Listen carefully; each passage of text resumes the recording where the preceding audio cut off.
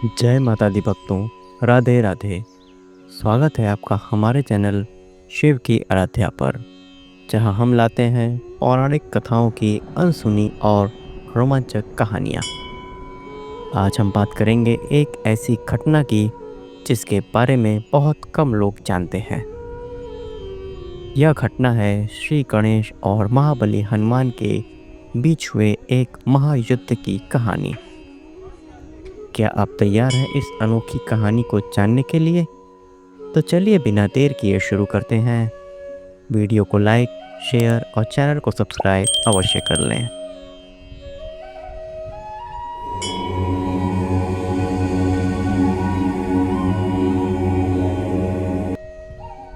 दोस्तों, पुराणों की कुछ कथाएं ऐसी होती हैं जिसके बारे में बहुत लोगों को जानकारी नहीं है। साथ ही कुछ कथाओं में बहुत विरोधाभास होता है। आज जो कथा हम आपको बताने वाले हैं वो भी कुछ ऐसी ही है। ये कथा है उस घटना की जब दो महाशक्तियाँ श्री गणेश और महावीर हनुमान आपस में टकराए। इससे पहले मैं कहानी आरंभ करूं, ये बताना आवश्यक है कि इस कथा के कुछ संस्करणों में विरोधाभास देखने को मिलता है। इसका कारण है इस कथा के पात्र गजासुर के कारण। पुराणों में कई गजासुर का वर्णन किया गया है। उनमें से पहला तो वह है जिसके चर्म को महादेव ने धारण किया। एक कथा वह है जिसके विषय में हम इसमें बात करने वाले हैं। एक गजासुर वो है जिसका मस्तक श्री गणेश के धड़ पर लगा हुआ है, और एक गजासुर वो भी है जिसे श्री गणेश ने मूषक के रूप में अपना वाहन बनाया। दोस्तों, पौराणिक कथाओं के अनुसार गजासुर नामक एक असुर था जो महिषासुर का पुत्र भी था। जब माता दुर्गा ने महिषासुर का वध किया तब वो अपनी माता के गर्भ में था। जब उसका जन्म हुआ तो उसने अपनी माता से अपने पिता की मृत्यु का कारण पूछा। तब उसकी माता ने बताया कि किस प्रकार माता पार्वती ने देवी दुर्गा के रूप में प्रकट लेकर उसके पिता का वध किया। ये सुनकर गजासुर अत्यंत क्रोधित हुआ और उसने ये प्रतिज्ञा की कि जिस प्रकार से माता ने उसे अनाथ किया वो भी उनके पुत्र गणेश का वध कर उन्हें दुख देगा। किंतु श्री गणेश का वध किस प्रकार किया जा सकता था, ये सोचकर उसने परमपिता ब्रह्मा की कई युगों तक तपस्या की। ब्रह्मदेव के प्रसन्न होने पर उसने उनसे अमरता का वरदान मांगा, जिसे देने से ब्रह्मा जी ने मना कर दिया। तब उसने सोचा कि सृष्टि में केवल काम ही है जो सर्वत्र व्याप्त है। यही सोचकर उसने ब्रह्मदेव से ये वरदान मांगा कि उसका वध केवल उसी के हाथ से हो जिसने काम को जीत लिया हो। ब्रह्मा जी ने उसे ये वरदान दे दिया और अंतर्ध्यान हो गए। वरदान प्राप्त कर वो निरंकुश हो गया और सृष्टि में उत्पात मचाना प्रारंभ कर दिया। इतने बल के बाद भी श्री गणेश को परास्त करना उसके लिए संभव नहीं था। इसी कारण उसने राम भक्त का स्वांग रचा और महाबली हनुमान की तपस्या भी आरंभ कर दी। जब महाबली ने देखा कि उन्हीं के समान एक राम भक्त उनकी तपस्या कर रहा है तो उन्होंने गजासुर को दर्शन दिए। गजासुर ने उनसे वरदान का वचन लेकर कहा कि शिवपुत्र गणेश श्री राम की सदैव अवहेलना करते हैं। मैं चाहता हूं कि आप उससे युद्ध कर उसे मृत्युदंड दें।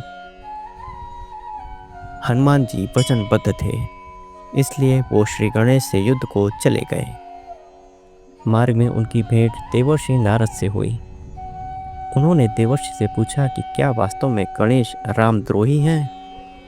देवर्षि स्वयं चाहते थे कि गजासुर का विनाश शीघ्र हो। यही सोचकर उन्होंने झूठ तो बोला नहीं, पर बात बदल कर कहा कि गणेश तो सदैव शिव भक्त में लीन रहते हैं।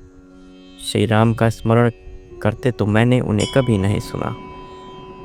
देवर्षि से ऐसा सुनकर हनुमान उसे सत्य मानकर कैलाश पहुँचे और श्री गणेश को ललकारा।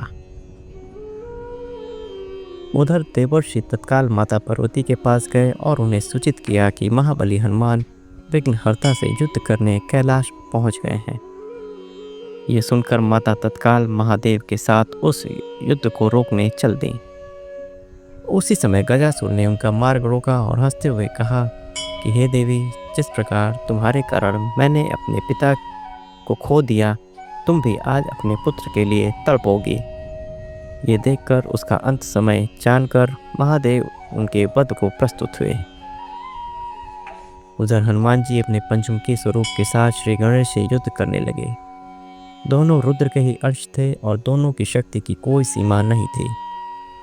दोनों अनेक प्रकार के दिव्यास्त्रों से एक दूसरे पर प्रहार करने लगे, किंतु उसका कोई परिणाम नहीं निकला। वे दोनों ऐसे देवता थे जिन्हें बचपन में ही अनेकों देवताओं से कई वरदान मिले थे। दोनों के बीच युद्ध बहुत देर तक चलता रहा, किंतु कोई पीछे हटने को तैयार नहीं था। युद्ध को अधिक खिंचता देखकर श्री गणेश ने अपना अमोघ अंकुश हनुमान जी पर चलाया। पवन पुत्र ने अपनी अमोघ गदा को उसके प्रतिकार के लिए चलाया। जब दोनों दिव्यास्त्र टकराए तो पूरी सृष्टि हिल गई। उसी समय श्री गणेश ने अपनी सूंड से हनुमान जी को और पवन पुत्र ने अपनी पूंछ से विघ्नहर्ता को इस प्रकार जकड़ लिया कि दोनों युद्ध में लड़ने में असमर्थ हो गए। उधर गजासुर काल के वश में आकर महादेव से टकराया। सृष्टि में महादेव ही ऐसे जिन्होंने काम को जीता हुआ है। यही ब्रह्मा जी का वरदान भी था।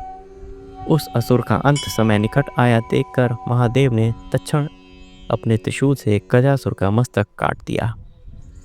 इस प्रकार उस अन्यायी असुर का अंत हुआ। तब शिव शक्ति तत्काल उस स्थान पर पहुँचे जहाँ श्री गणेश और हनुमान जी एक दूसरे को जकड़े विवश खड़े थे। महादेव ने उन दोनों को मुक्त किया और समझा बुझाकर उस युद्ध को रुकवाया। तब माता पार्वती ने हनुमान जी को गजासुर के छल के विषय में बताया और ये भी बताया कि वो असुर महादेव के हाथों मारा जा चुका है। माता ने कहा कि राम और शंकर में कोई भेद नहीं है, दोनों एक ही हैं। जो दोनों को अलग समझता है उन्हें किसी की भी भक्ति प्राप्त नहीं होती।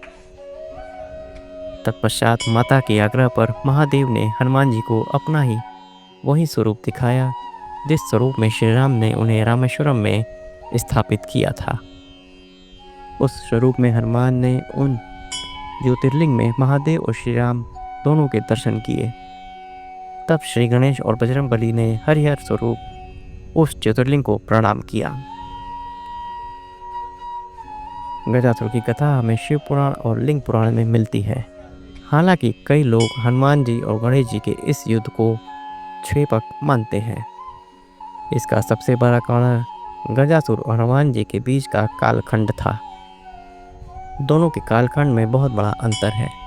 जहाँ गजासुर सतयुग में जन्मा, वहीं हनुमान त्रेता युग में अवतरित हुए। इसी कारण गजासुर द्वारा हनुमान जी की तपस्या करने को अधिकतर लोग क्षेपक ही मानते हैं। इसके अतिरिक्त इन दोनों की युद्ध का स्पष्ट वर्णन हमें शिव पुराण में नहीं मिलता है। इन सब के बाद ये कथा लोक कथा के रूप में जनमानस में बड़ी प्रसिद्ध हुई।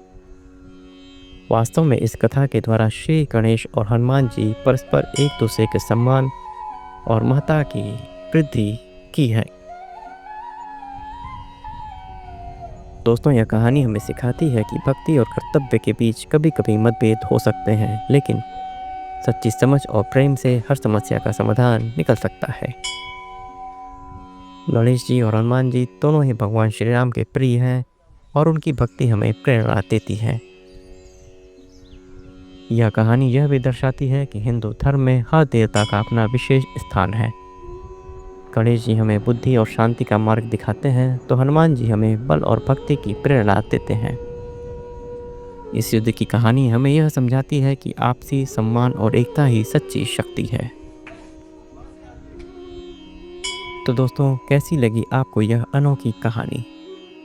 अगर आपको यह पसंद आई तो लाइक करें, अपने दोस्तों के साथ शेयर करें और हमारे चैनल को सब्सक्राइब करना न भूलें। कमेंट में बताएं कि आपको इस कहानी का कौन सा हिस्सा सबसे ज़्यादा पसंद आया और हाँ, अगर आप चाहते हैं कि हम ऐसी और पौराणिक कथा लाएं तो अभी बेल आइकन दबाएं। मिलते हैं आपसे अगले वीडियो में। जय श्री राम, जय गणेश, जय हनुमान।